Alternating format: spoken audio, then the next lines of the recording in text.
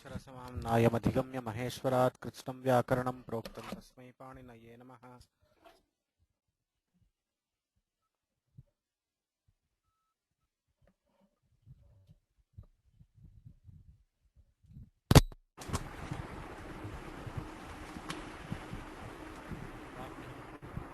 वाक्यकारं वररुचिं भाष्यकारं पतञ्जलिं पाणिनिं सूत्रकारं च प्रणतोऽस्मि मुनित्रयं नत्वा सरस्वतीं देवीं शुद्धां पुण्यां करोम्यहं पाणिनीयप्रवेशाय लघुसिद्धान्तकौमुदीं गुरुरेव गतिः गुरुमेव भजे गुरुनैव सहास्मि नमो गुरवे न गुरोः परमं शिशुरस्मि गुरोः मतिरस्ति गुरो मम पाहि गुरो। ओं नमः पाणिनिकात्यायन पतञ्जलिभ्यः शब्दविद्यासम्प्रदायप्रवर्तकेभ्यः मुनिभ्यः नमो महद्भ्यः नमो गुरुभ्यः।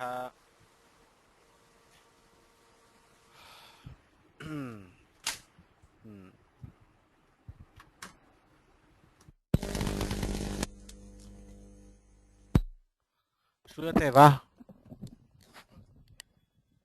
आं जी श्रूयते। नमस्कारः। नमस्कारः।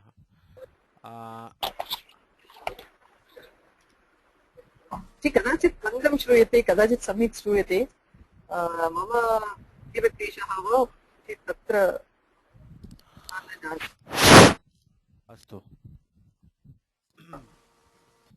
यथाशक्ति अहम् उच्चैः वदामि। यथाशक्ति आरम्भे मन्दम् आसीत्। इदानीं सम्यक् श्रूयते वा? आं महोदय श्रूयते। अस्तु, इदानीम् अद्य सर्वनामशब्दानां रूपाणां विषये किञ्चित् चर्चां कृत्वा अग्रे गच्छामः। अत्र सर्वादीनि सर्वनामानि इति अग्रिमसूत्रं विद्यते। तत्र इतः परं सर्वनामशब्दानां प्रक्रियाविषयः। अतः किञ्चित् सर्वनामशब्दानां रूपाणि सर्वे जानन्ति वा इति किञ्चित् यदि विस्मृतवन्तः इत्यादि किञ्चित् पुनरावर्तनं करणीयं रूपाणां विषये। अतः इदानीम् आरम्भे सर्वशब्दस्य विषये अहं पृच्छामि, कृपया रूपाणि वदन्तु। अकारान्तः पुल्लिङ्गः सर्वशब्दः, सर्वशब्दस्य रूपाणि। एवं प्रारम्भं कुर्मः। महादेवन् महोदय।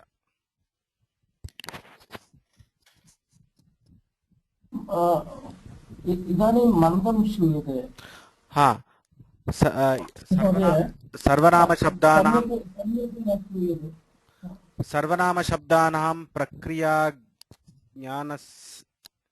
प्रक्रिया विषये अध्ययनात् पूर्वं किञ्चित् रूपाणां विषये किञ्चित् पुनरावर्तनं कृत्वा अग्रे गच्छामः। अद्य अकारान्तः पुल्लिङ्गः सर्वशब्दः, सर्वशब्दस्य रूपाणि कृपया महादेवन् महोदय वदतु।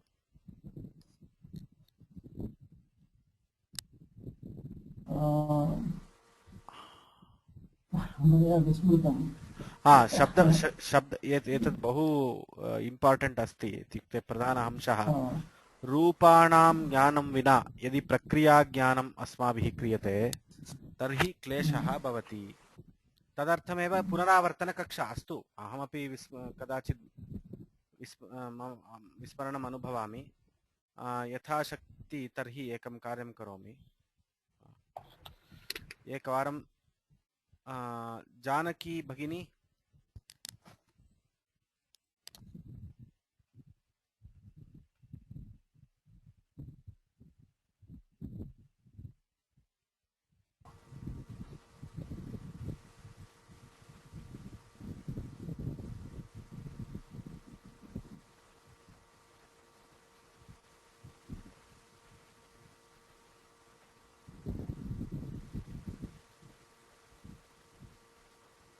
रूपाणां विषये किञ्चित् ज्ञानम् अपेक्षितमेव।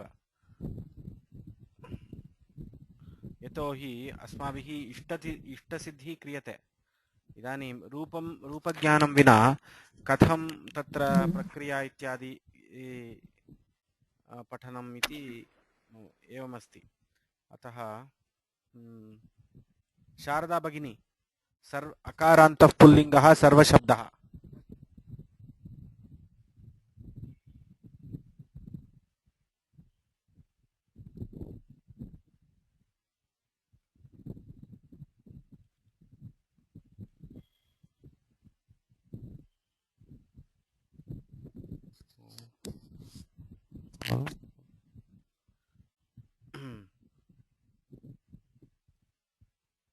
शारदा भगिनी,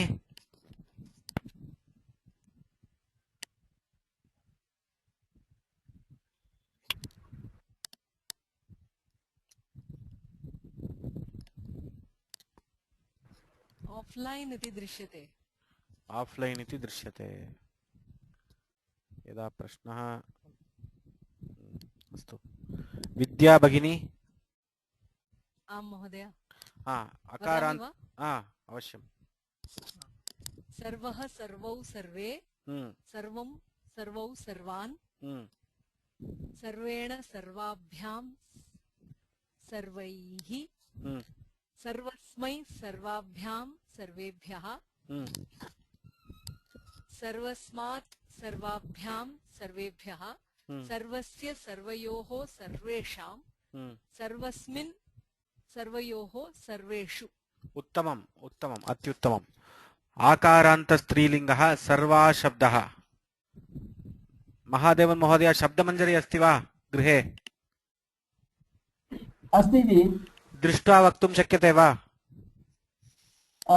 अहं गृहे नास्मि अद्य। अहं ट्रावेलिङ्ग् मध्ये करोमि अस्ति। अपि अस्तु,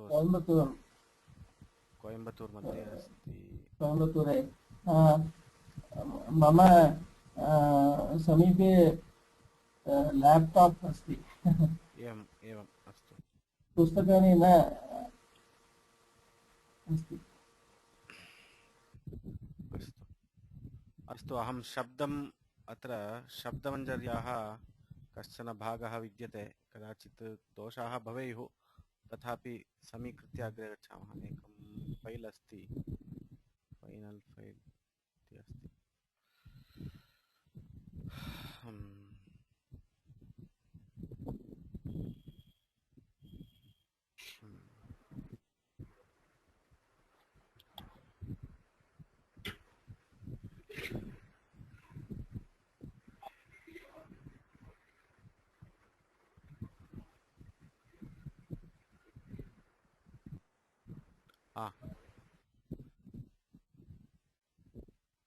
अस्तु, स्क्रीन् मध्ये इदानीं दृश्यते वा?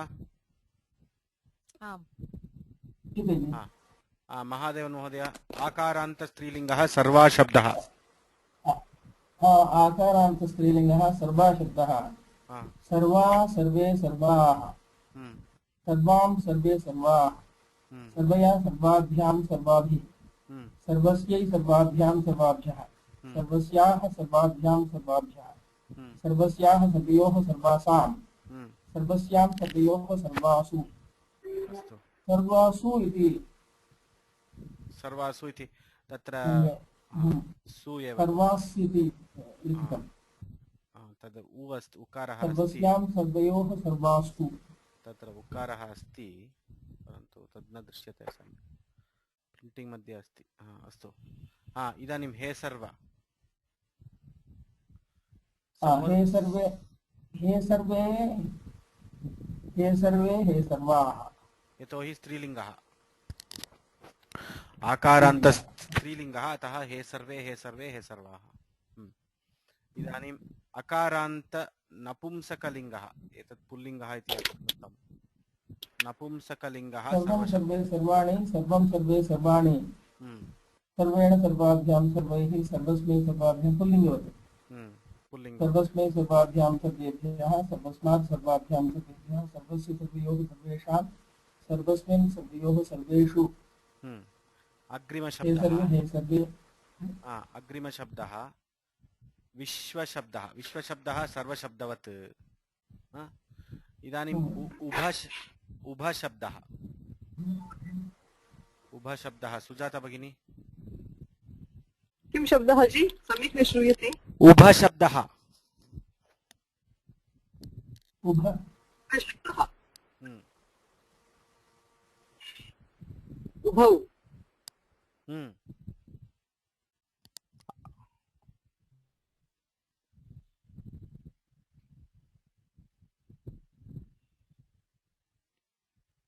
केवलं द्विवचनरूपमेव उभौ उभौ उभाभ्याम् उभाभ्याम् उभाभ्याम् उभयोः उभयोः इति भवति।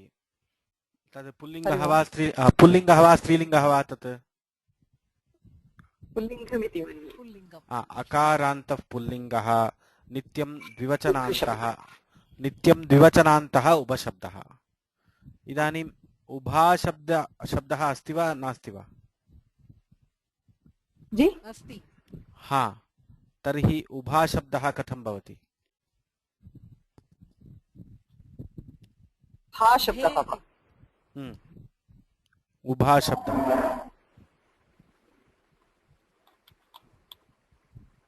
उभे इति भवति उभे, उभे उभाभ्याम् उभे उभे उभाभ्याम् उभाभ्याम् उभयोः उभयोः आकारान्तस्त्री उभयमेव हा एवमेव आकारान्तस्त्रीलिङ्गः इदानीम् उभयशब्दः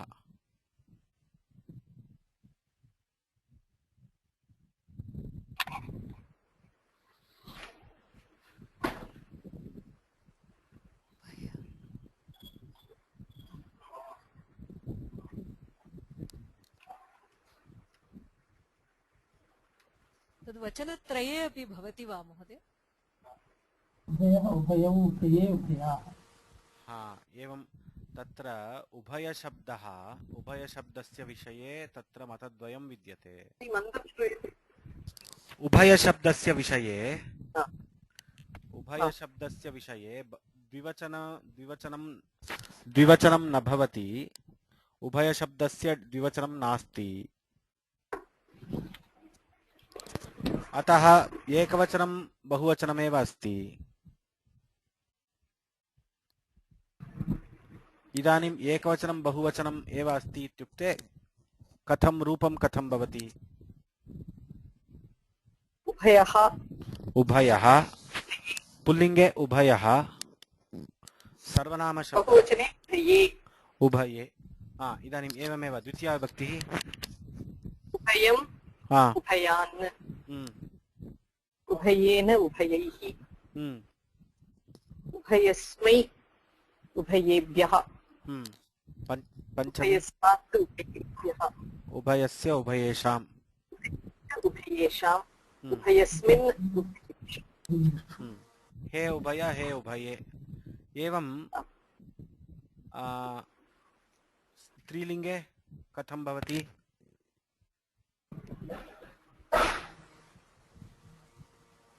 उभयाः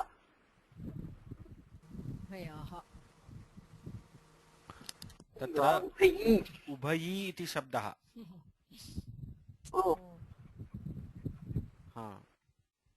उभयी उभय्यः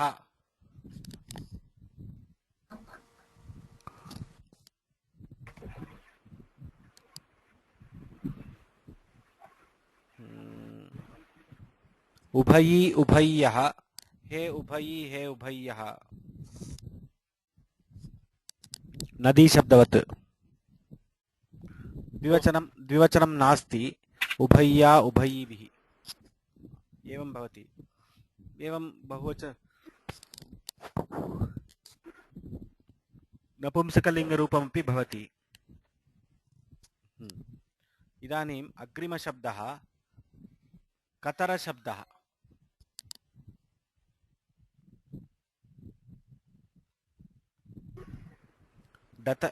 अहं तत्र सर्वादिगणे पठित 35 शब्दानां रूपाणि भवन्तः भवत्यः जानन्ति वा इति किञ्चित् रूपाणां ज्ञानम् अद्य पुनरावर्तनं कृत्वा सुप्रक्रिया विषये ज्ञानं प्राप्स्यामः। सर्वादिगणे पठिताः शब्दाः तत्र मूले कौमुद्याम् एवमस्ति सर्वविश्व उभ उभय डतर डतम अन्य अन्यतर इतर त्वत् त्व नेम समासिम पूर्वपरावर दक्षिणोत्तरापराधराणि व्यवस्थायाम् असंज्ञायां स्वमज्ञातिधनाख्यायाम् अन्तरं बहिर्योगोपसंज्ञानयोः त्यद् तद् यद् एतद् इदम् अदस् एक द्वि युष्मद् अस्मद् भवतु किम् इति 35 सर्वादीनि सर्वनामानि सर्वादिगणे पठितशब्दानां रूपाणि वयं जानीमः वा? अग्रिमप्रश्नः, रूपं यदि जानीमः अर्थमपि जानीमः वा?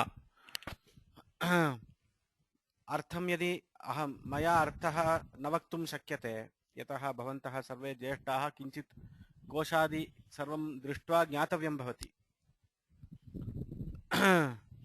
अतः स्पून् फीडिङ्ग् न क्रियते। इदानीं डतरडतमौ इति तु प्रत्ययौ, अतः कतरकतमौ इति स्वीकर्तव्यं। तत्र कतरशब्दस्य रूपाणि कतरः कतरौ कतरे,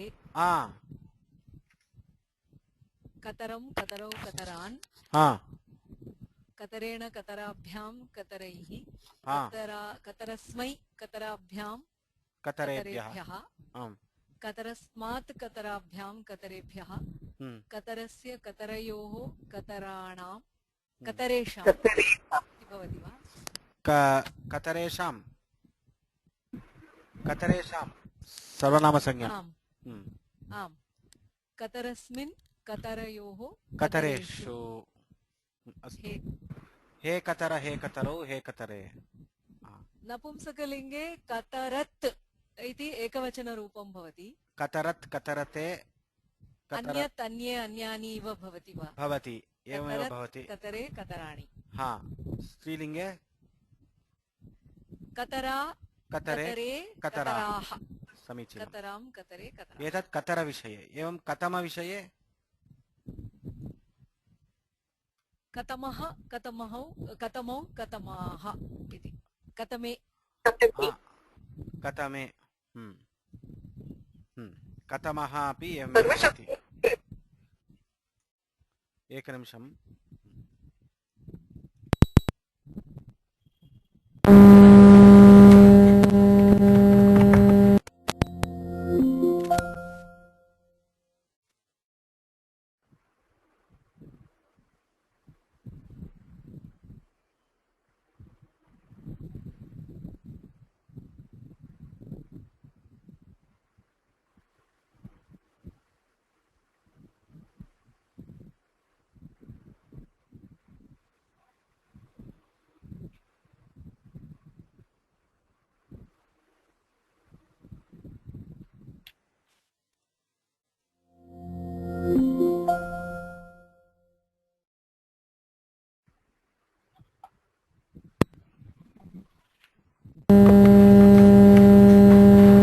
इदानीं श्रूयते वा?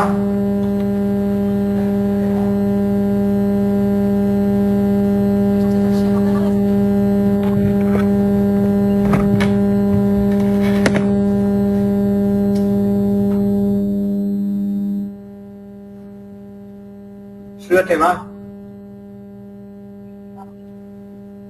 आं जि।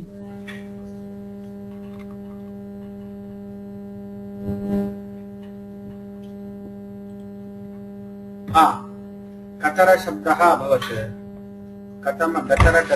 कतमशब्दः अभवत्। इदानीम् अन्यशब्दः।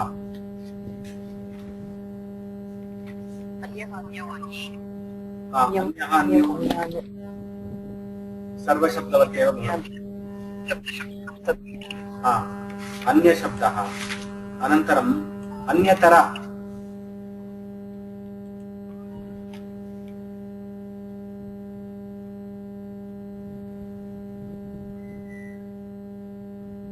कतरवत् भवति। कतरवत् भवति।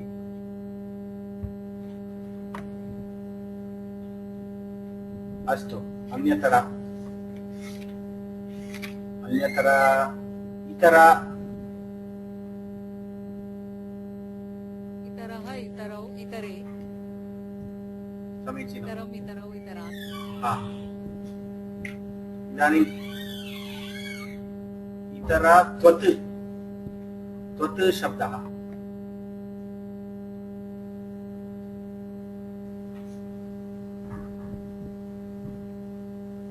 त्वत् शब्दः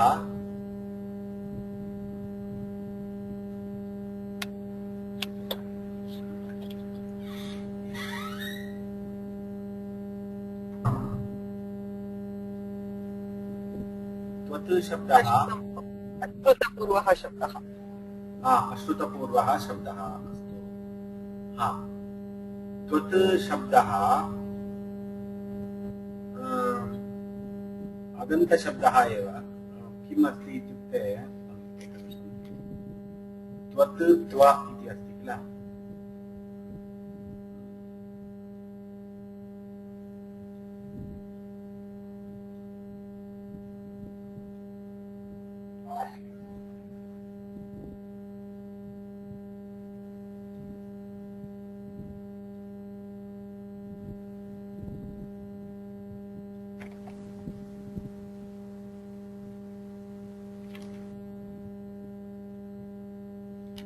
त्व इति अकारान्तशब्दः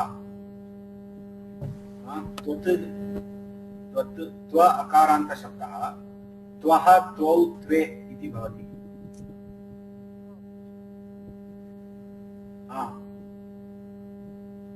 त्व इत्यस्य अर्थः इतर शब्दस्य अर्थः एव इतर शब्दस्य अर्थः कः अन्य अथवा भिन्नः इत्यादि अर्थः भवति किल एवमेव त्व इत्यस्यापि त्वः त्वौ त्वे त्वं त्वौ त्वान् त्वेन त्वाभ्यां त्वैः त्वस्मै त्वाभ्यां त्वेभ्यः त्वस्मात् त्वाभ्यां त्वेभ्यः त्वस्य त्वयोः त्वेषां त्वस्मिन् त्वयोः त्वेषु हेत्वा हेत्वौ हेत्वा हे सर्व हेत्वा हेत्वौ हेत्वे हेत्वे इति रूपाणि भवन्ति अकारान्तपुल्लिङ्गः त्वशब्दस्य इदानीं त्वशब्दानन्तरं नेम नेम इत्यस्यापि अकारान्तवदेव सम इदानीं सम इत्यस्य कथं भवति सम इत्यस्य तु श्रुतं किल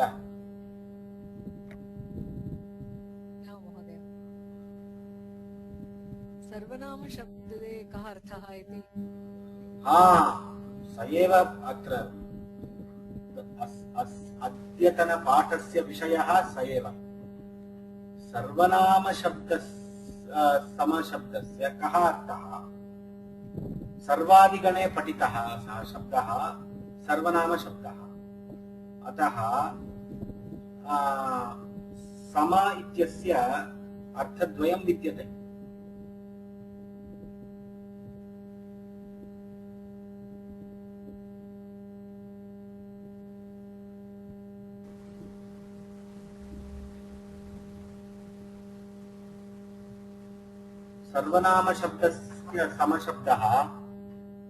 सर्वनामशब्दस्य समशब्दः तत्र उच्यते समेषाम् आस्तिकभक्तमहाजनानां क्षेमस्थैर्यवीर्यविजय आयुरारोग्य इति पुरोहितः सङ्कल्पसमये समेषां भक्तजनानाम् इष्टकाम्यार्थसिद्धिः इत्यादि आशीर्वादसमये अपि सः वदति समेषाम् इति तु सर्वेषाम् इति सम इति अर्थः समेषाम् इत्यस्य पर्यायपदं सर्वेषाम् एवं सम इत्यस्य सर्वनामशब्दस्य सर्व इत्येव अर्थः परन्तु आचार्यः किं करोति यथासङ्ख्यमनुदेशसमानामिति अस्ति सूत्रम् तत्र यथासङ्ख्यमनुदेशसमानामिति अस्ति तत्र तुल्यार्थः विवक्षितः यदा तुल्यार्थः विवक्षितः तदा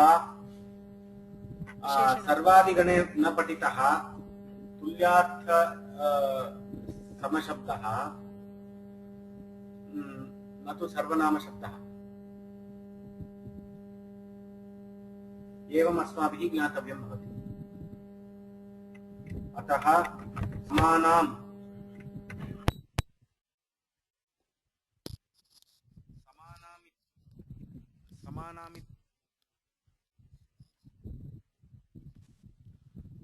समानामित्यपि भवति, समेषामित्यपि भवति। परन्तु अत्र तु सर्वनामशब्दे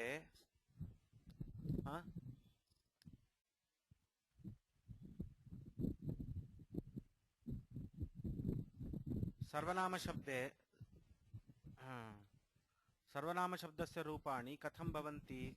समः समौ समे एवमेव भवति। समं समौ समान समेन समाभ्यां समैः समस्मै समाभ्यां समेभ्यः समस्मात् समाभ्यां समेभ्यः समस्य समयोः समेषां समस्मिन् समयोः समेषु हे सम हे समौ हे समे इति समशब्दस्य रूपाणि। अस्तु, इदानीम् अग्रिम शब्दः सीम। सीमशब्दस्य कः अर्थः?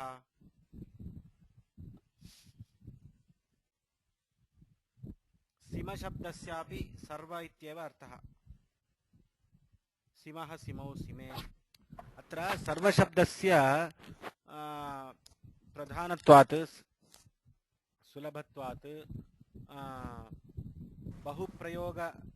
बहुप्रयोगत्वात् सर्वशब्दः एव स्वीकृतः, न तु समशब्दः वा सीमशब्दः वा। समशब्दस्तु अस्ति पौरोहित्ये, परन्तु सीमशब्दः तु नास्त्येव, प्रयोगे नास्त्येव। अतः अस्माभिः किञ्चित् क्लेशः, अस्माकं कृते क्लेशः भवति। तथापि अस्माभिः इदानीं वयं वैयाकरणाः, सर्वेषां शब्दानां ज्ञानम् इत्यादिकम् आवश्यकम्। अतः सीम इत्युक्ते सर्व अर्थस्तु सर्व एव। सीमः सीमौ सीमे इत्यादि भवति। इदानीं त्वनेम समसीम पूर्वपरावर दक्षिणोत्तरापराधराणि व्यवस्थायाम् असंज्ञायाम्। इदानीं पूर्वपरावध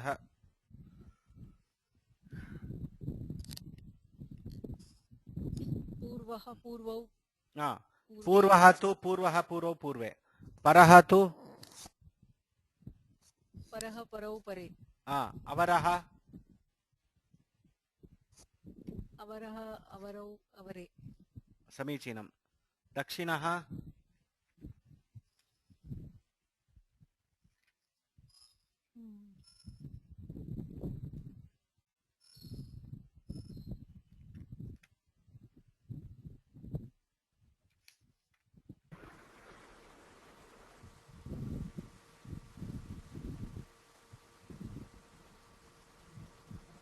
दक्षिणः दक्षिणौ दक्षिणे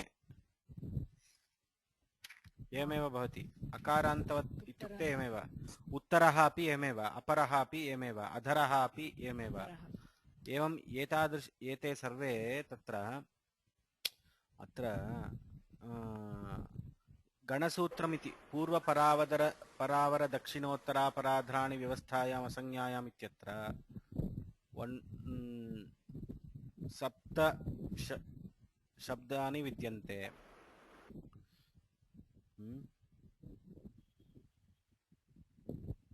दक्षिण इत्युक्ते तत्र अर्थं किम् इदानीं?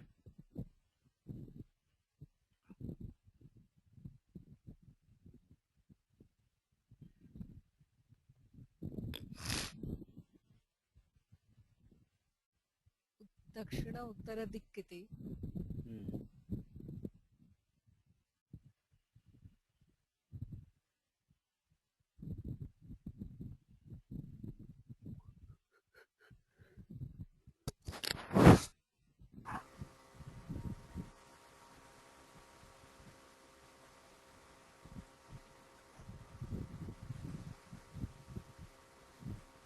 अवरः इति तु न्यूनः अथवा इन्फीरियर् इति।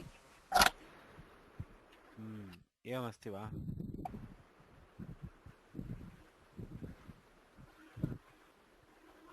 न्यूनः तदवराः इति वदन्ति दश तदवर इत्युक्ते तन्न्यूना इति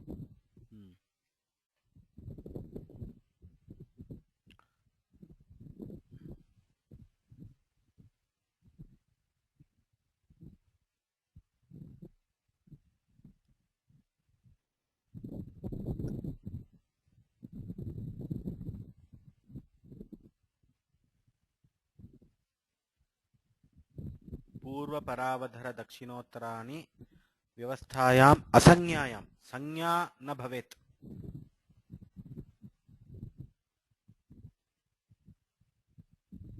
पूर्व इति कस्यचित् संज्ञा न भवेत्।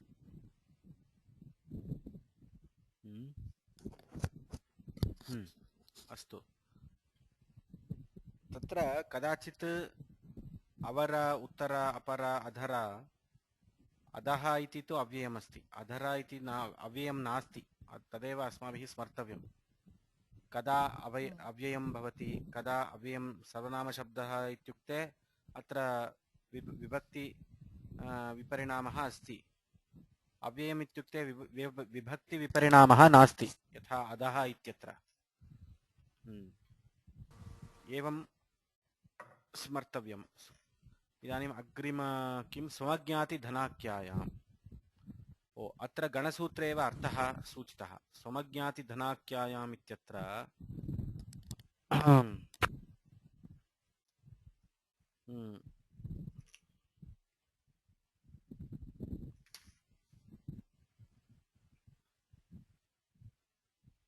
अत्र एकनिमिषं दक्षिणशब्दस्य एकनिमिषम् अहं वदामि एतत्।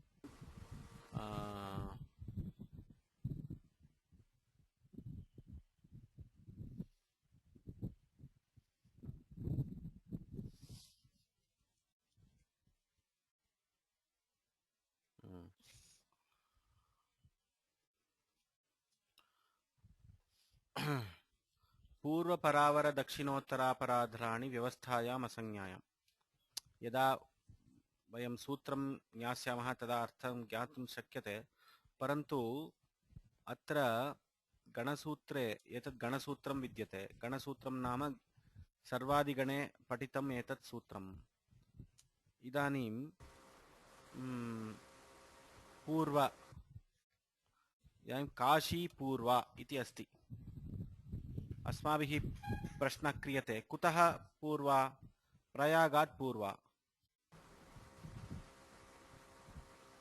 प्रयागात् पूर्वा नाम अस्माकं तत्र पूर्वदिशा स्थितकाशीदेशः इति। तत्र अवधि भवति। अवधि इत्युक्ते किमपि सीमा भवति।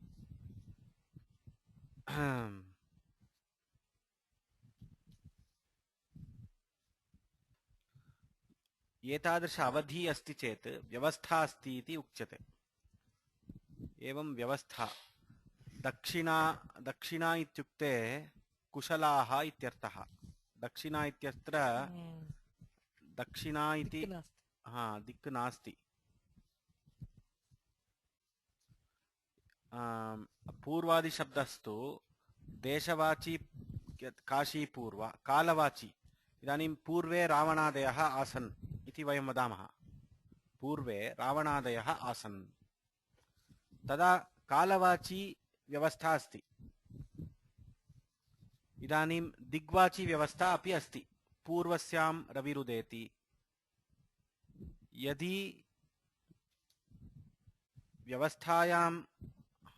व्यवस्थायामेव सर्वनामसंज्ञा, एतादृशव्यवस्था अस्ति चेत् सर्वनामसंज्ञा, तदापि व्यवस्था भवेत् परन्तु संज्ञा न भवेत्। तदा एव अस्य सर्वनामसंज्ञा इति अस्ति। इदानीं दक्षिणाः घातकाः इत्युक्ते चतुराः इति।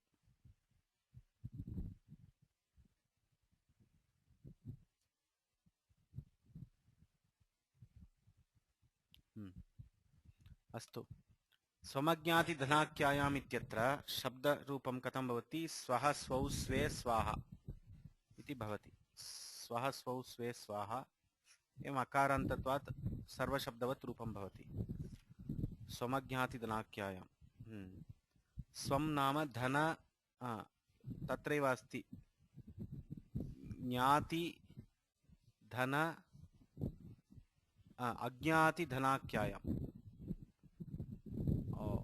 तर्हि स्व इत्यस्य आत्मा आत्मीय ज्ञाति धन इति चत्वारः अर्थाः सम्भवन्ति स्व इत्यस्य।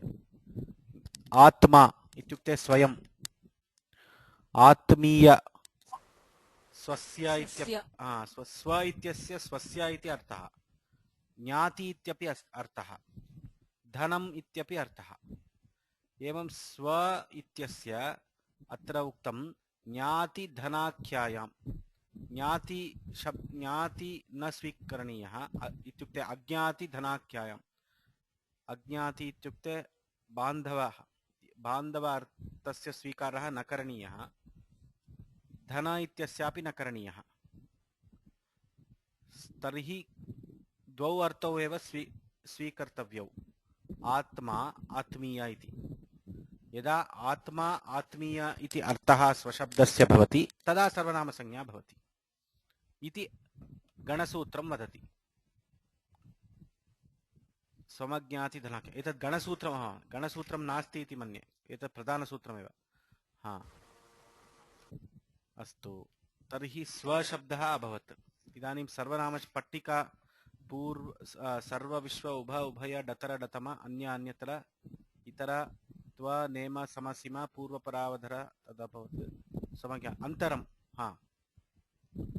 अन्तरम् अन्तरशब्दः, अन्तरशब्दस्य रूपं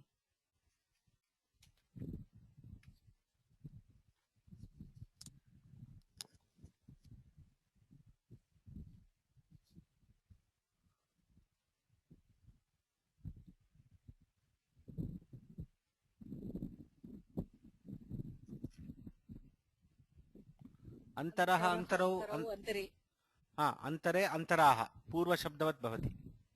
अन्तरः अन्तरौ अन्तरे अन्तराः।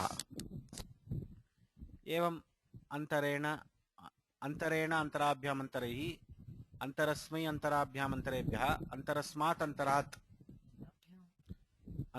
अन्तरात् अन्तराभ्याम् अन्तरेभ्यः, अन्तरस्य अन्तरयोः अन्तराणाम्, अन्तरस्मिन् अन्तरे अन्तरयोः अन्तरेषां, सारी, अन्तरस्य अन्तरयोः अन्तरेषाम् इत्येव भवति। अन्तरस्मिन् अन्तरे अन्तरयोः अन्तरेषु, हे अन्तर हे अन्तरौ, हे अन्तरे हे अन्तराः, पूर्वशब्दवत्। एवं पूर्वादिनव नवशब्दाः इदानीं समाप्ताः। इतर त्वत् त्व नेम समसीम पूर्वाधर पूर्वादि। एवं अग्रिमशब्दः प्रथम चरम अन्तरं बहिर्योगोपसंज्ञानयोः त्यद्।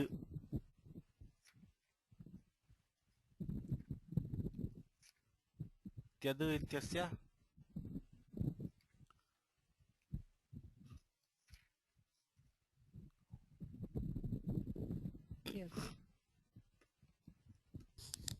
शब्दमञ्जर्याम् अस्ति। इदानीम् अन्तरशब्दः प्रायः नास्ति, त्यद् तु अस्ति। अस्ति वा नास्ति वा?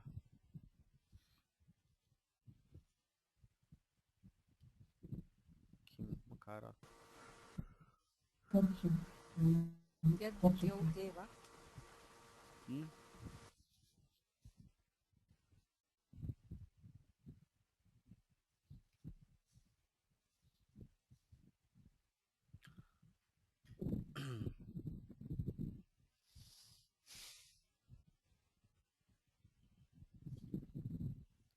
त्यद्।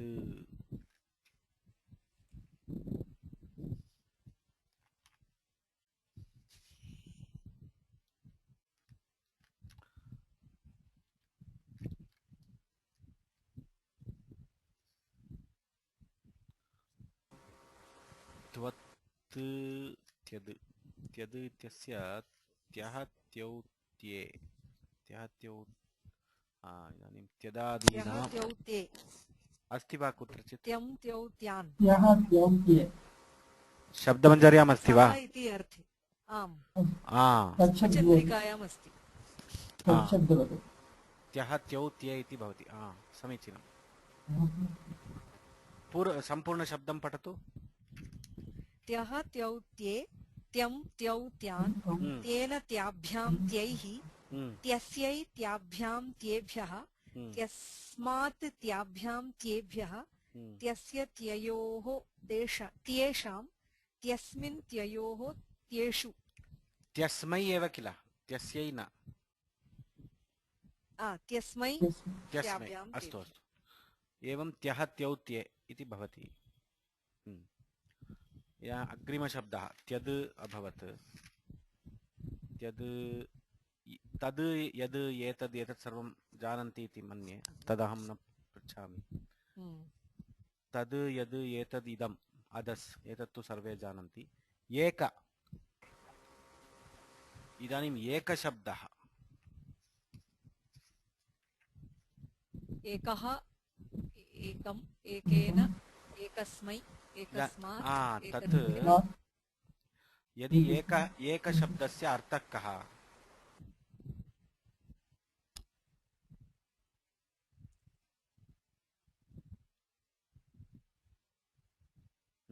एकशब्दस्य अनेके अर्थाः सन्ति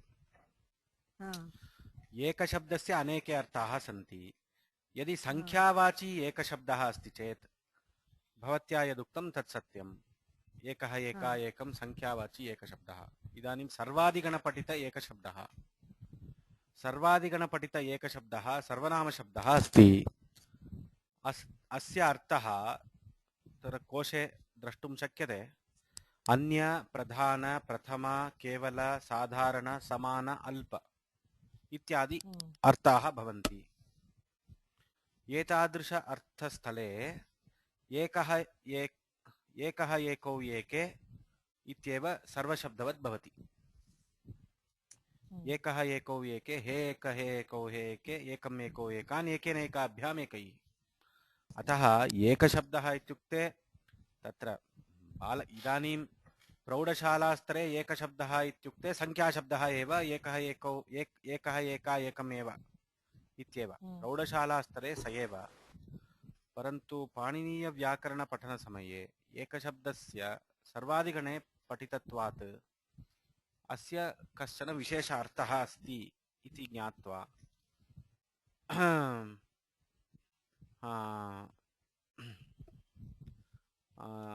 त्यद् त्यदादि त्यद् तद् यद् एतद् इदम् अदस् एका द्वि एका इत्यत्र एते अर्थाः सम्भवन्ति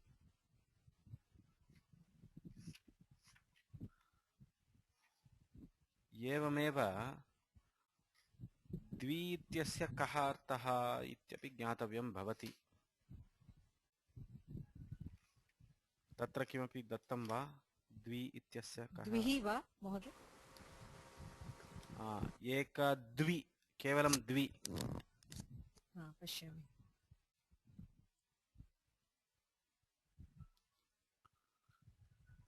सर्वनामशब्दे भवेत्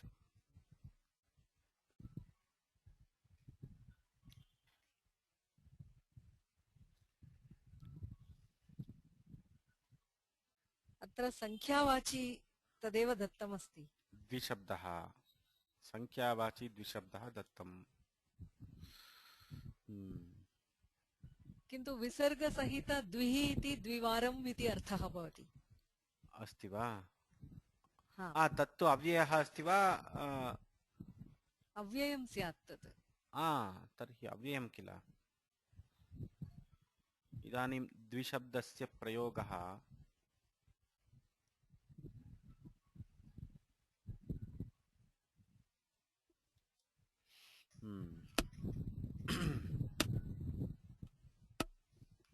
एतदहमपि दृष्ट्वा वदामि सर्वा द्वि त्वत् एतद्वयम् अहं न उक्तवान् त्वत् तकारान्त त्वत् द्वि एतस्य शब्दद्वयस्य रूपमहं न उक्तवान् इति चर्चा न कृता अस्तु अग्रे गच्छामः द्वि युष्मद् अस्मद् सर्वे जानन्ति भवतु भवत् शब्दः सर्वनामशब्दः कथं भवति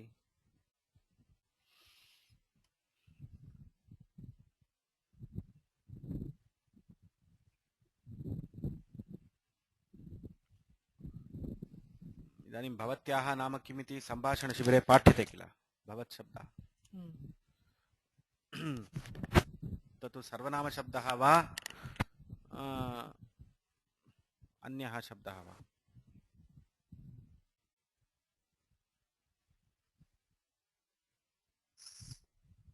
सर्वनामशब्दः एव तत् भवत् शब्दस्य षष्ठीविभक्तिरूपेण एव पाठयामः एवमेव पाठयामः तर्हि प्रथमाविभक्तिरूपं किम् भवान् भवन्तौ भवन्तः भवत् शब्दः अस्तु भवान् भवन्तौ भवन्तः समीचीनं तर्हि भवत् शब्दः अन्यत् शब्दः अपि विद्यते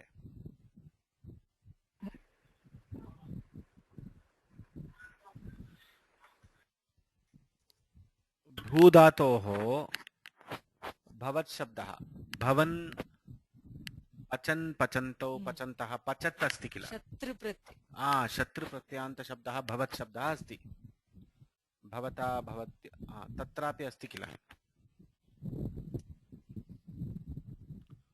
शत्रुप्रत्ययान्त शब्दः अपि अस्ति सर्वनाम शब्दः अपि अस्ति इदानीं शत्रुप्रत्ययान्त शब्दः कथम् आगच्छति भवन् भवन्तौ भवन्तः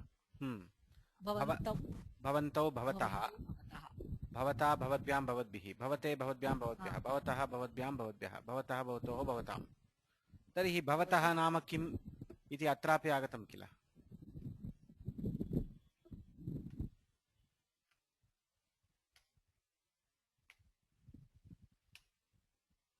परन्तु अस्माभिः सम्भाषणशिबिरे यः शब्दः पाठ्यते स तु सर्वनामशब्दः एव न तु भवत् शब्दस्य शत्रुप्रत्ययान्तं रूपम् इति ज्ञातव्यं भवति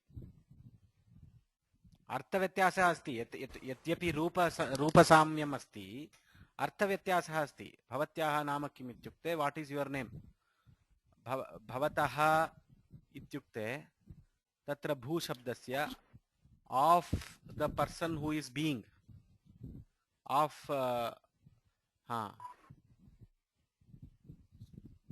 इति भवति किल भेदः अर्थभेदः अस्ति यद्यपि रूपसाम्यम् अस्ति अर्थभेदः अस्ति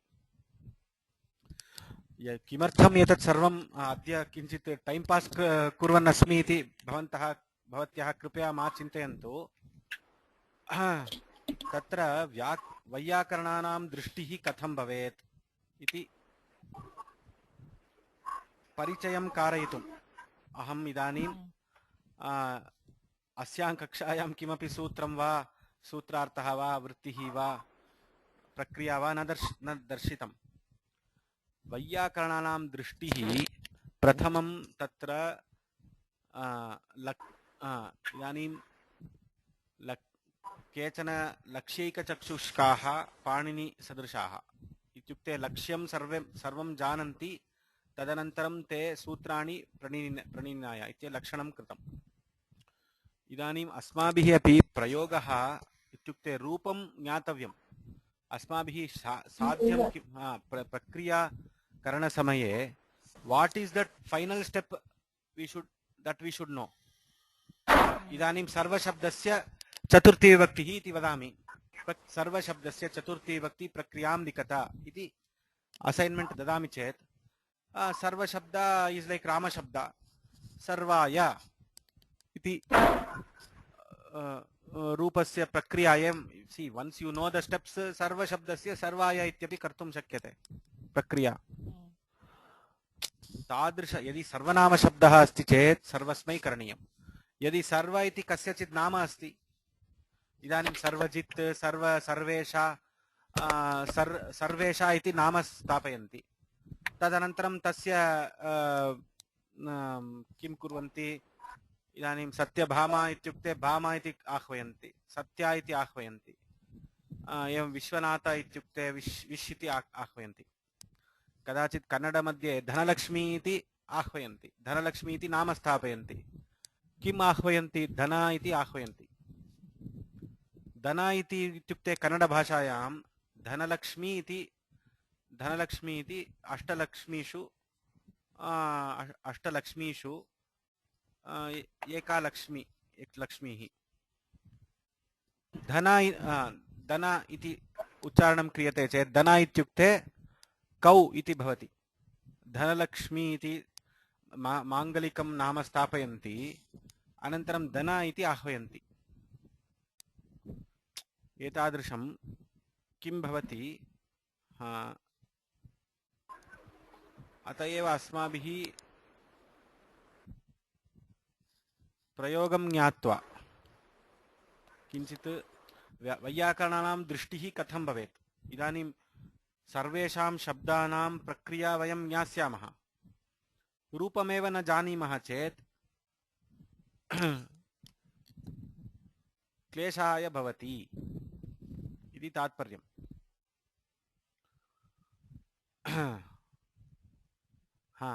इदानीं युष्मदस्मद्भवत् किं शब्दस्तु सर्वे जानन्ति। अस्तु, 35 सर्वादयः इति एकवारं कृपया अर्थं, गृहे कोशादिकम् अस्ति चेत्, आन्लैन् कोशः अस्ति, आन्लैन् कोशः spokensanskrit.de अस्ति, एतद् मोनियर् विलियम्स् आन्लैन् अपि अस्ति, स्क्रैब्ड् sanskritebooks.com मध्ये किम् अस्ति, शब्दकल्पद्रुमः डौन्लोड् अस्ति, परन्तु डौन्लोड् करणे क्लेशः। इत्युक्ते 5 फैल्स् सन्ति, 5 फैल्स् डौन्लोड् करणं नाम घण्टाद्वयं स्वीक्रियते, परन्तु तत्र वाचस्पत्यं शब्दकल्पद्रुमः अस्ति, तत्रापि द्रष्टुं शक्यते। गृहे यद्यपि यत्किमपि डिक्शनरी अस्ति तत्रापि द्रष्टुं शक्यते। एतेषां प्रयोगाः ज्ञात्वा एव तत्र प्रक्रिया विषये प्रविशामः इति मम आशा आसीत्। अस्तु, इदानीं प्रथमसूत्रं प्रति गच्छामः।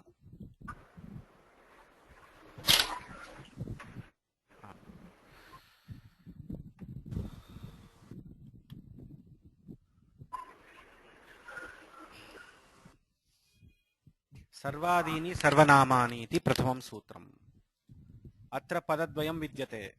सर्वादीनि सर्वनामानि इति संज्ञासूत्रमेतत्। प्रथमाध्यायस्य प्रथमपादस्य 27तमं सूत्रम्। सर्वादीनि शब्दस्वरूपाणि सर्वनामसंज्ञानि स्युः इति सूत्रार्थः। अत्र सर्वनाम का संज्ञा विधीयते, अत्र सर्वनामसंज्ञा विधीयते। इदानीं प्रश्नः, अत्र संज्ञा का संज्ञिनः के? जानकी कामकोटि प्रश्नं प्रष्टुम् इच्छति इति मन्ये। जानकी भगिनी प्रश्नं प्रष्टुम् इच्छति वा?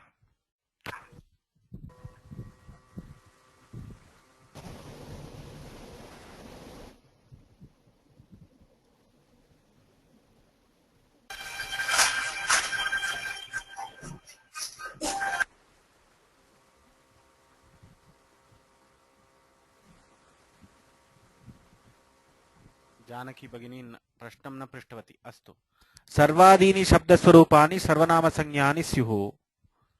अत्र पाणिनिना महती संज्ञा कृता। सर्वनामानि, सर्वनाम इति महती संज्ञा कृता। इत्युक्ते कदाचित् सः किं करोति, शार्ट् नेम् टि घु भा इत्यादि, इदानीम् अचोन्त्यादि टि इति टि घु भा भसंज्ञा इत्यादि लघु लघु संज्ञाकरणं करोति, कदाचित् दीर्घसंज्ञाकरणं करोति। यदि दीर्घसंज्ञां करोति तस्य तात्पर्यं किमपि भवति। तात्पर्यम् इत्युक्ते पर्पस्, प्रयोजनं किमपि भवति। प्रयोजनम् अनुद्दिश्य मन्दोऽपि न प्रवर्तते इति अस्ति वाक्यम्। इदानीं सर्वादीनि शब्दस्वरूपाणि सर्वनामसंज्ञानि स्युः। महती संज्ञा पाणिनिना कृता। तत्र सर्वनामानि सर्वनाम इत्येव संज्ञा किमर्थं कृतं? सर्वनाम इत्युक्ते किम् इत्युक्ते सर्वेषां नामानि सर्वनामानि इति भवति। एतस्य तात्पर्यं कोऽपि वक्तुं शक्नोति वा? सर्वेषां नामानि सर्वनामानि। What does this mean? Can somebody explain? Can you guess why he has kept this name as Sarvanama? Anvartha Sanya iti asti. Anvartha Sanya. Sometimes the Sanya that Panini gives is Anvartha Sanya. Like Pratipadikam. Pratipadikam is an Anvartha Sanya. Padam prati Pratipadikam. Anvartha Sanya asti. Sarvanama Sanya api Anvartha Sanya asti. तर्हि सर्वनाम इत्युक्ते किम् इत्युक्ते सर्वेषां नामानि सर्वनामानि। सर्वनामानि कानि सर्वनामानि? सर्वादीनि। सर्वादीनि कति सन्ति? गणः अस्ति वा? अस्ति। आदौ गणपाठः ततः सूत्रपाठः। So he has done the ganas first. सर्वादिगणे के शब्दाः पठिताः इदानीमेव दृष्टवन्तः। 35 शब्दाः सन्ति। तत्र मूले पट्टिका दत्ता। इदानीं सर्वेषां नामानि सर्वनामानि। What is the concept of this? सर्वेषां नामानि।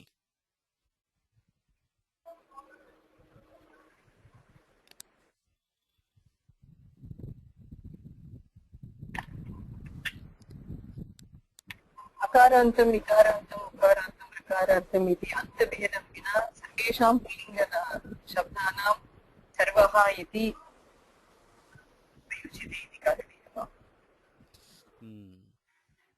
अन्तभेदं नास्ति।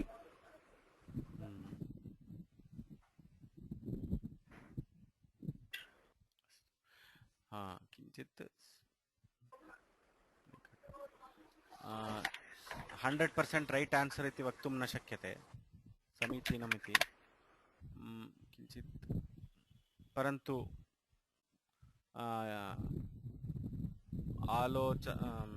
विचारदृष्टिः समीचीना विद्यते, विचारदिशा समीचीना विद्यते।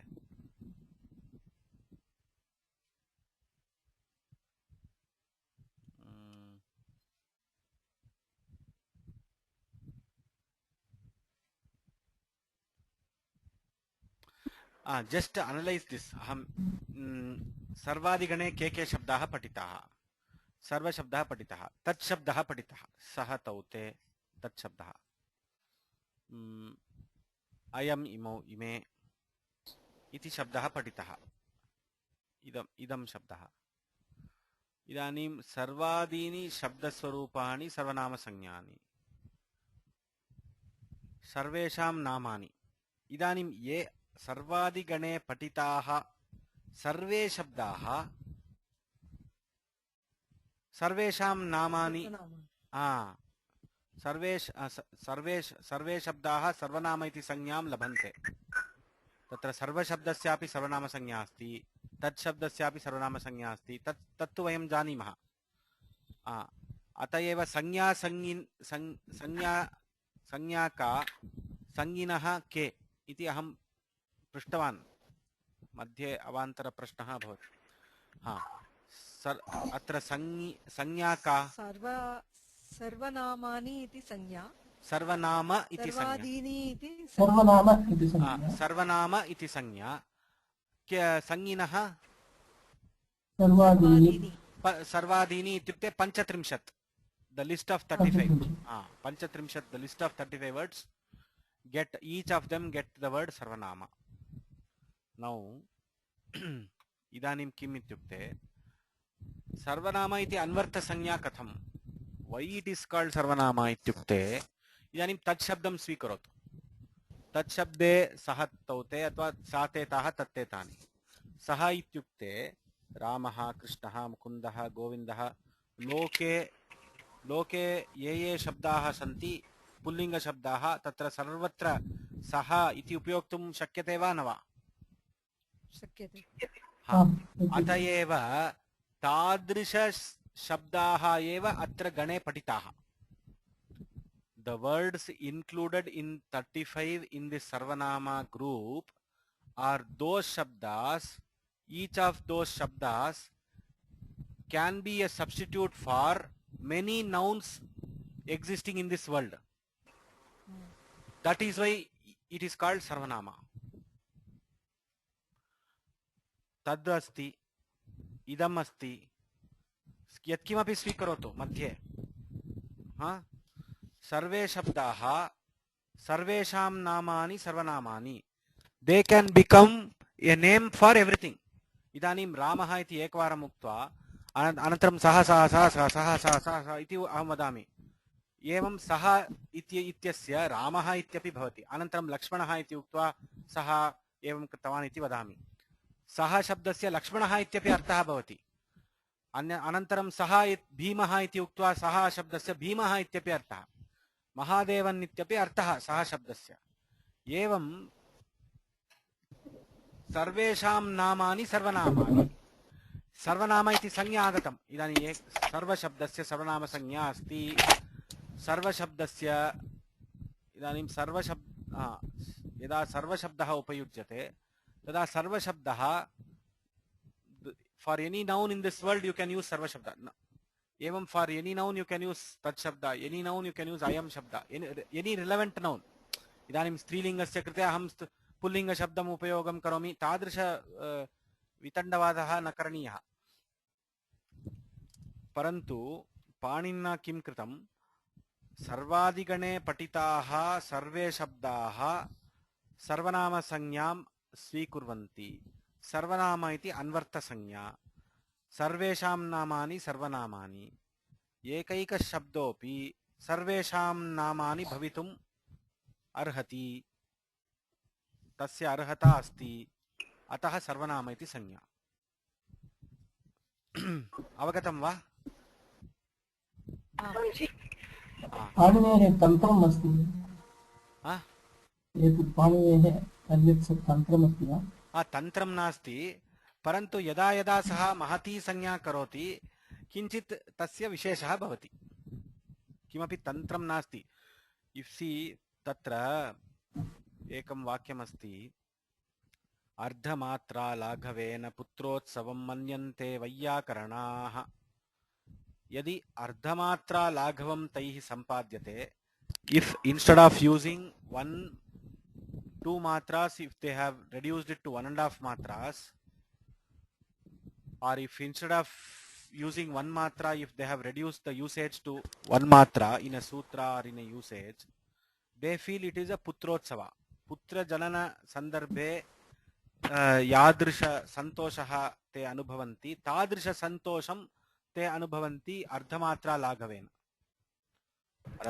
पाणिनिः अपि वैयाकरणः यद्यपि लाघवं सः लाघवं बहु इच्छति लाघवम् इत्युक्ते brevity he likes to keep it simple and but unambiguous सूत्र लक्षणम् अस्ति असंदिग्धं भवेत् सारवत् विश्वतोमुखम् असंदिग्धं भवेत् अल्पाक्षरं भवेत् असंदिग्धं भवेत् तदपि भवेत् अनन्तरम् अत्र विशेषः अपि वक्तव्यः अन्वर्थसंज्ञा करणीया इति सः चिन्तितवान् अतः सर्वनाम इति almost four lettered word he has kept अतः एव विशेषः अस्ति अत्र तद्गुणसंविज्ञान बहुव्रीहिः अस्ति इदानीं सर्वनाम इत्यस्य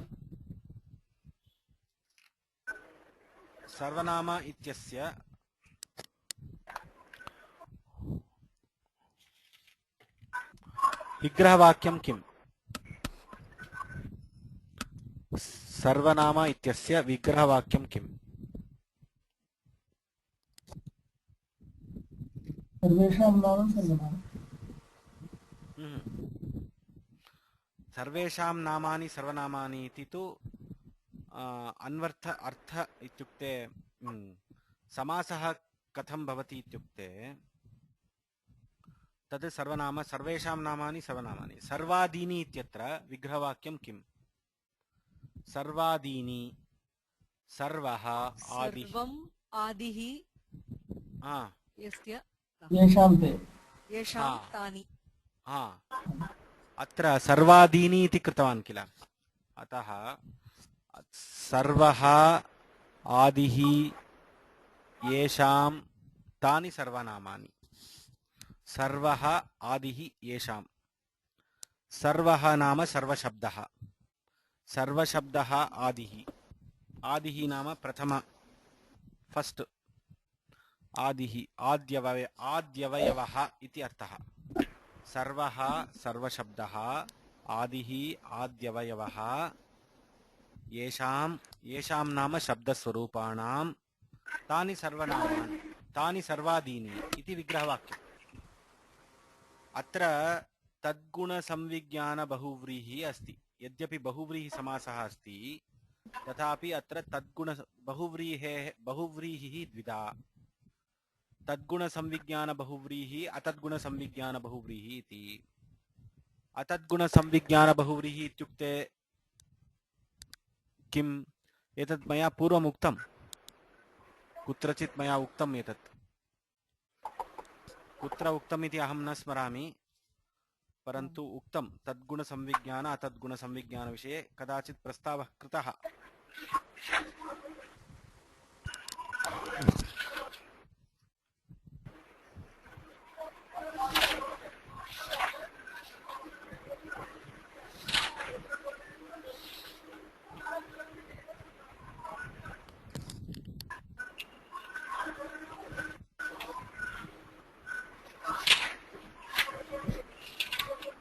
कुत्र कृतम्?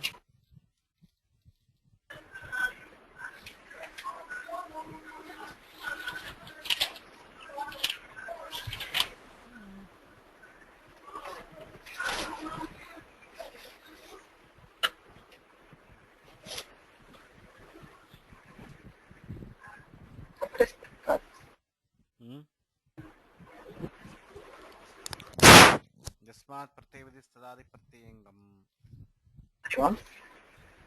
यस्मात् प्रत्ययवदिस्तदादिप्रत्ययङ्गम् तत्र कृतं वा?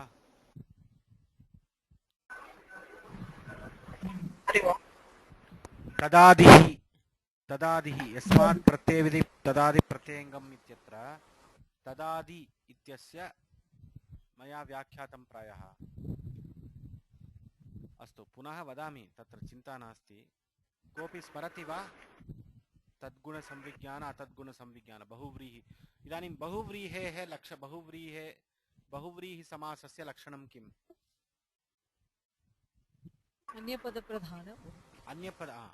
प्रायः अन्यपदार्थप्रधानः बहुव्रीहिसमासः। पदार्थप्रधानः बहुव्रीहिसमासः। उदाहरणं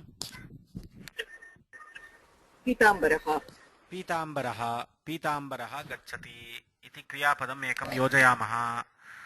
न पीतं गच्छति न अम्बरं गच्छति, पीताम्बरः गच्छति। पीताम्बरः अत्र विष्णुः, अतः विष्णुः गच्छति इति तात्पर्यम्। अतः अन्यपदार्थप्रधानः बहुव्रीहिः इति उच्यते। इदानीं पीताम्बरः विष्णुः इति कथनसमये विष्णुशब्दः यदा आगच्छति, अन्यपदं यदा आगच्छति, तदा पूर्वोत्तरपदानि तत्र सन्ति वा? पीतं वा? पूर्वोत्तरपदानि अत्र पूर्वोत्तरपदे के? पीतम् अम्बरं तत्र नास्ति। पीतशब्दस्यापि उल्लेखः नास्ति, अम्बरशब्दस्यापि उल्लेखः नास्ति।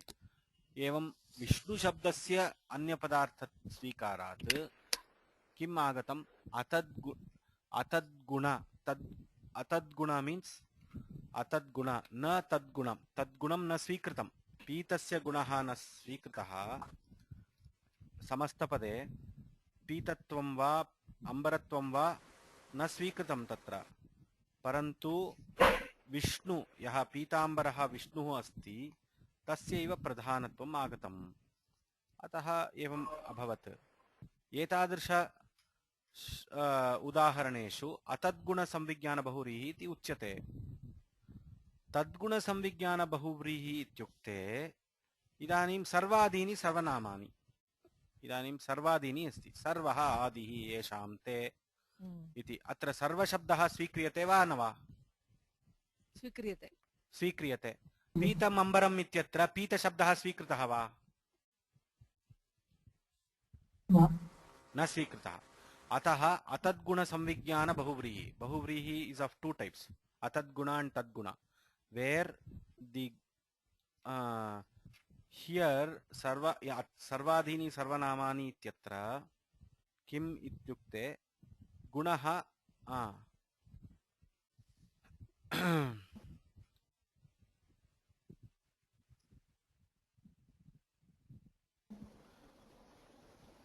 अन्यपदार्थप्रधानः अपि भवति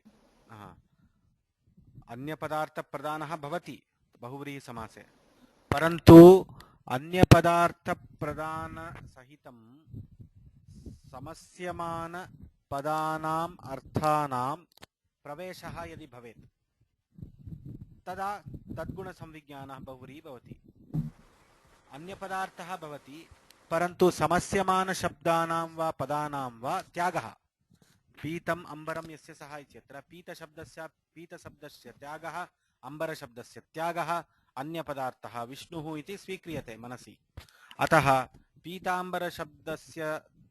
पीताम्बरशब्दयोः त्यागः अभवत् एवं यदा त्यागः पूर्वोत्तरपदयोः यदा त्यागः भवति तदा अतद्गुणसंविज्ञानबहुव्रीः इति उच्यते यदा पूर्वोत्तरपदयोः कदाचित् एकः स्वीक्रियते इदानीं सर्वादीनि सर्वनामानि यथा अत्र सर्वः आदिः येषां शब्दरूपाणां ते तानि सर्वादीनि इति उच्यते चेत् सर्वशब्दः अत्र स्वीक्रियते अर्थे अतः किं क्रियते तद्गुणसंविज्ञानबहुव्रीः इति उच्यते एतद् इदानीं मया उच्यते एकं वाक्यं स्वरामः पीताम्बरम् आनय इत्यत्र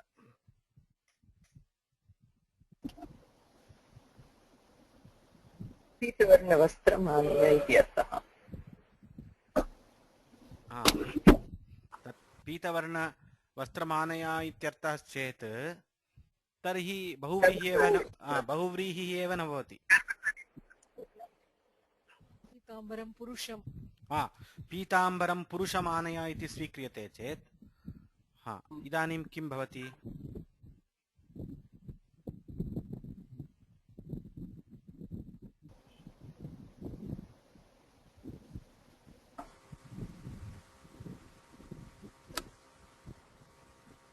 पीतवर्णवस्त्रधारिणं कञ्चित् आनयति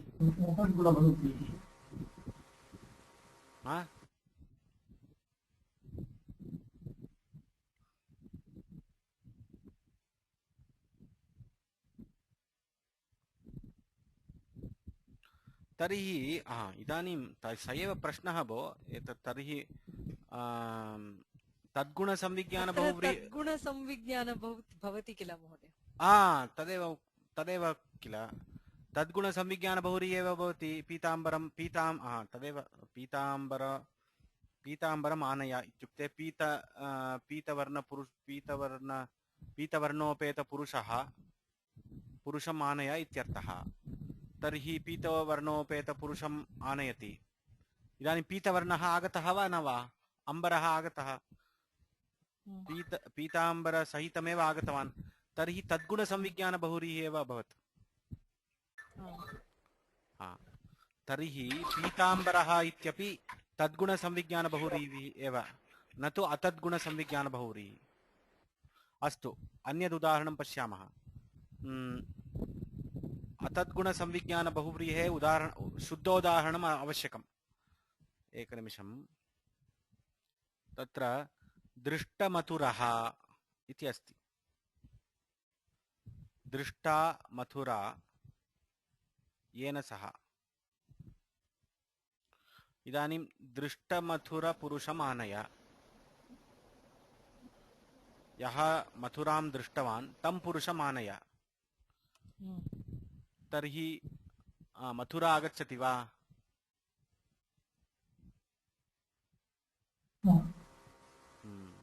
मथुरा नागच्छति। हा, तर्हि समस्य अत्र तर्हि दृष्टमथुरशब्दः शुद्धोदाहरणम् अतद्गुणसंविज्ञानबहुव्रीहेः, न तु पीताम्बरः। मया तत्र व्यत्ययेन उक्तः।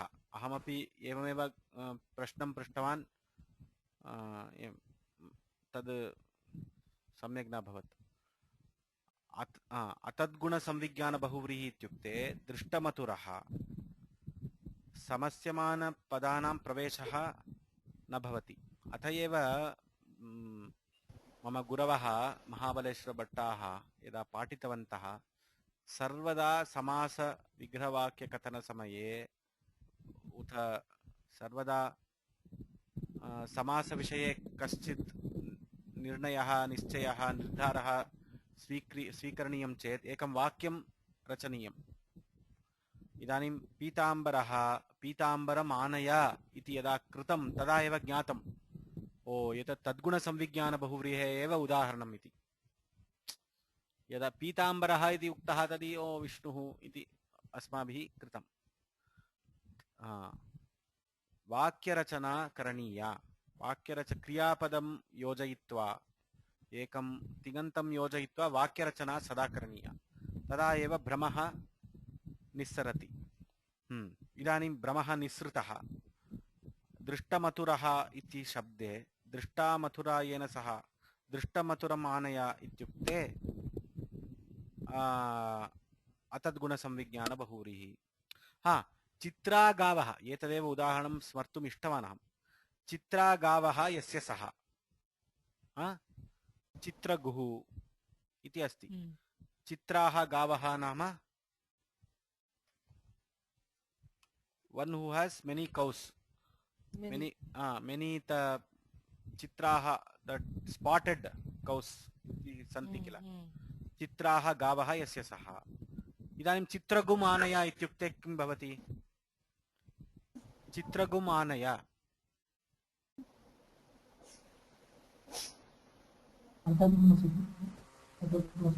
अतद्गुणसंविज्ञानबहुव्रीहि।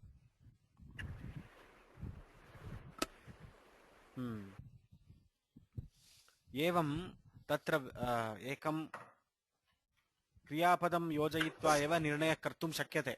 तद् आनय इत्यादि, गच्छ इत्यादि क्रियापदं स्वीकृत्य एव निर्णयः कर्तुं शक्यते। अत्रापि सर्वादीनि इत्युक्ते सर्वः आदिः येषां शब्दरूपाणां तानि सर्वादीनि। अस्तु, अग्रे गच्छामः।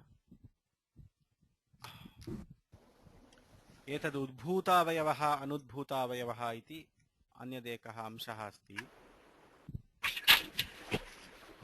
इदानीम् एतद्विषये किञ्चित् वदामि, अग्रिमकक्षायामपि पुनः वदामि। कदाचित् समुदायस्य यदा समुदायः नाम इदानीं सर्वशब्दः समुदायद्योतकः। सर्वशब्दस्य अर्थः कः? आल् इति भवति। आल् इत्युक्ते समुदायशब्दः अस्ति। समुदायशब्दः यदि अस्ति चेत् कदाचित् उद्भूतावयवः वा भवेत्, अनुद्भूतावयवः वा भवेत्। यदा वक्ता समुदायकथनसमये अवयवस्य परिगणनाम् अकृत्वा केवलं समुदायं वक्तुम् इच्छति, तदा अनुद्भूतावयवः समुदायः भवति। समुदायः अस्ति भो, समुदायकथनसमये समुदायस्य अवयवाः भवन्ति। इदानीं मनुष्याः इत्युक्ते मनुष्याणां अवयवाः भवन्ति। एकः मनुष्यः, द्वितीयः मनुष्यः, तृतीयः मनुष्यः इत्यादि। मनुष्याः इत्युक्ते भारतीयाः, अमेरिका जनाः, सिङ्गपूर् जनाः इत्यादि अवयवाः सन्ति। एवं समुदायः द्विप्रकारकः भवति। अनुद्भूतावयवः उद्भूतावयवः इति।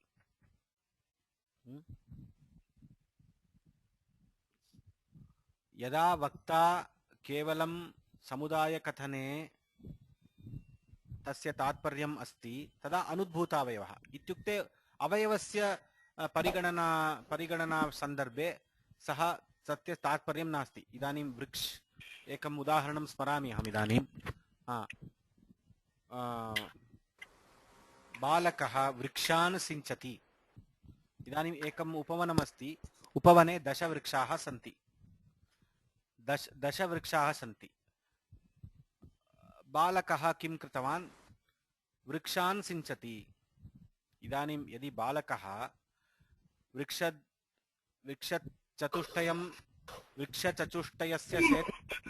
वृक्षचतुष्टयस्य सेचनं कृत्वा बहिरागच्छति, पञ्चमवृक्षात् 10मवृक्षपर्यन्तं सः सेचनं न करोति चेत् तदापि बालकः वृक्षान् सिञ्चति।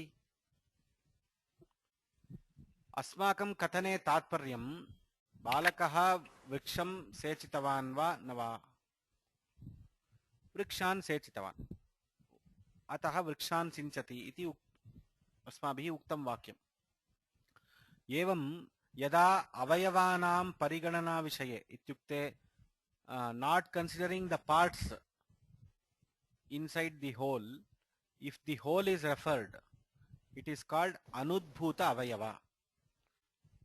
Anudbhuta means avayavas parts are not getting reflected. In udbhuta avayavaha ityukte parts yatra vakta वक्तुः अभिप्रायः। इदानीम् अवयवं सः वक्तुः अभिप्रायः समुदायस्य कथनम् अस्ति, तथापि सः किं करोति? अवयवस्य एकः वा द्वौ वा तद् समुदायान्तर्गत अवयवानां निर्देशः करोति। इत्युक्ते निर्देशः न when he is trying to when a vakta wants to also consider the parts when he is describing the whole, then it is called as udbhuta avayava. क्षम्यताम्, एतादृश when some concepts have to be told, mama tavat samarthyam nasti सरल संस्कृत भाषायाम् उक्त्वा concepts can be explained. तावत् सामर्थ्यं मम नास्ति, अतः कदाचित् आङ्ग्लभाषा सहायं स्वीकरोमि। संस्कृतभारतीजनाः क्लेशम् अनुभवेयुः, एषः कथं, सम्यक् अवगम्यते। तथापि अवगमनम् अत्र तात्पर्यं, न तु संस्कृतसम्भाषणम् इति मत्वा कदाचित् अहम् आङ्ग्लभाषा सहायं स्वीकरोमि। उद्भूतावयवः अनुद्भूतावयवः।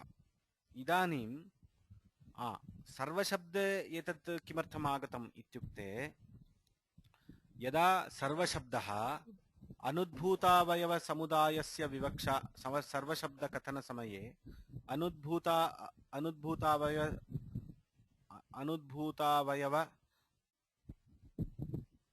अनुद्भूतावयवः रूपेण समुदायस्य विवक्षा यदि भवति तदा एकवचनं भवति, एकवचनमेव भवति।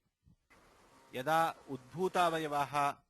उद्भूतावयवस्य विवक्षा भवति तदा द्विवचन बहुवचन प्रयोगः भवति। इदानीम् एतत् कथम् आगतम् इत्युक्ते, एकः मम छात्रः आसीत्, सः ब्रिलियण्ट् छात्रः आसीत्। सः मां पृष्टवान् व्याकरणपठनात् प्राक्, इत्युक्ते पाणिनीयव्याकरणपठनात् प्राक्, अहं लघुसिद्धान्तकौमुदी वा सिद्धान्तकौमुदी वा किमपि न पठितवान् तदा सः व्याकरणकथनसमये प्रश्नं पृष्टवान् sir what is the meaning of सर्वशब्द सः पृष्टवान् सर्व आल् इत्युक्ते किमर्थम् एकवचनं बहुवचनम् आवश्यकं कदाचित् एकवचनं द्विवचनम् आवश्यकं कदाचित् भवन्तः वदन्ति किम् इति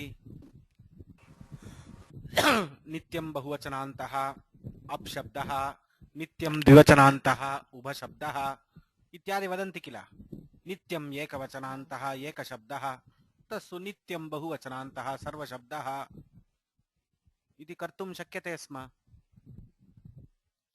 किमर्थं सर्वशब्दस्य एतादृशव्यवहारः सर्वः सर्वौ सर्वे समशब्दस्यापि समः समौ समे इत्यादि व्यवहारः कथम् इति प्रश्नः अहं तु I was wonderstruck by the question किम् उत्तरं दातव्यम् इति अहं मम नथिङ्ग् फ्लाश्ड् अहम् उक्तवान् अहं न जानामि इत्येव उक्तवान् 10 वर्ष अनन्तरं यदा पाणिनीयव्याकरणप्रवेशं कृतवान् तदा ज्ञातवान् उद्भूतावयवः अनुद्भूतावयवः इति so when you are trying to tell an anudbhutavayava where the parts are not important in your conversation or a transaction or this one tada ekavachana prayogaha eva samichinam tatra atra prayogaha evam asti चाणक्यस्य प्रयोगः अस्ति मुद्राराक्षसनाटके न हि सर्वः सर्वं जानाति इति प्रयोगः अस्ति श्रुतं वा मुद्राराक्षसनाटकं पठितं वा केनचित् वा कयाचित् वा न महोदय मुद्राराक्षस परन्तु एतद् वाक्यं तु सर्वत्र आगच्छति न हि सर्वः सर्वं जानाति इति आगच्छति तदा अनुद्भूतावयवः सर्वशब्दस्य तात्पर्यं चाणक्यस्य तद्वाक्यकथने तस्य तात्पर्यं किम् अस्ति इत्युक्ते अवयवस्य परिगणनं न करोति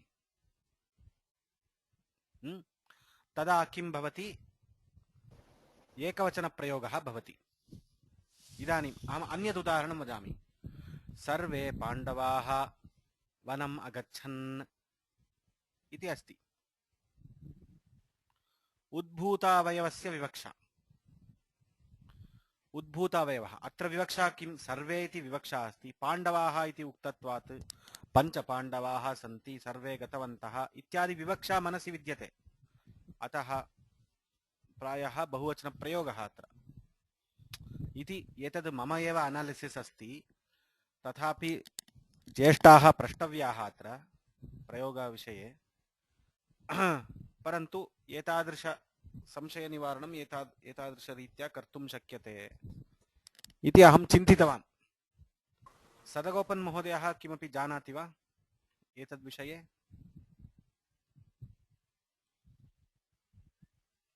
सदगोपन् महोदयः No, I'm not जानामि अस्तु but you can think on these lines yes.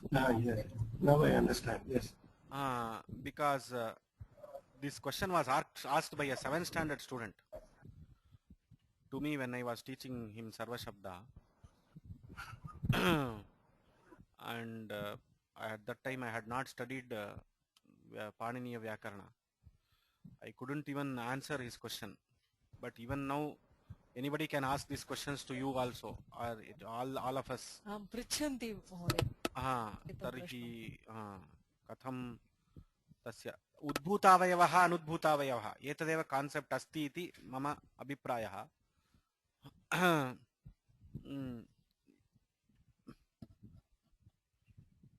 समुदायः द्विप्रकारकः भवति एवं वक्तुं शक्यते तस्य समाधानं whenever a group is addressed, it is of two kinds, where the parts tatra the group as a whole is addressed not considering the parts inside, not giving due consideration to the parts, The group as a whole is addressed, but giving consideration to 2 of its parts or 3 of its parts.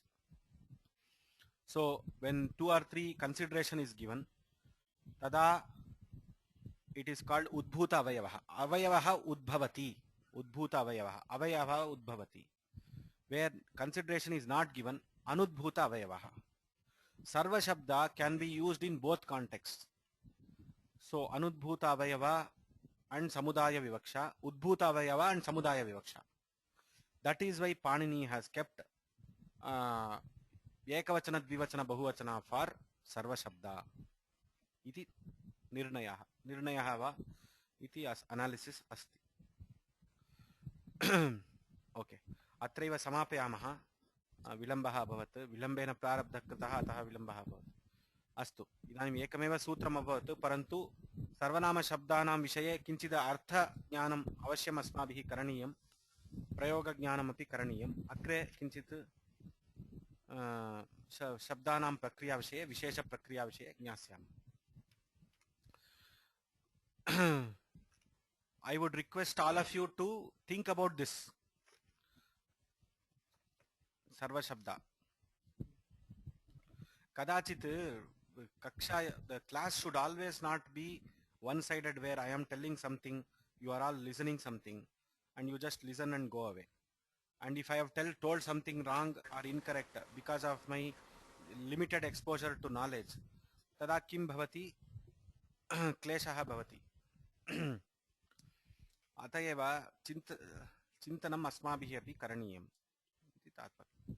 अस्तु अस्तु. येनाक्षरसमाम्नायमधिगम्य महेश्वरात् कृष्णं व्याकरणं प्रोक्तं तस्मै पाणिनये नमः. नत्वा सरस्वतीं देवीं शुद्धां गुण्यां करोम्यहं पाणिनीयप्रवेशाय लघुसिद्धान्तकौमुदीम्.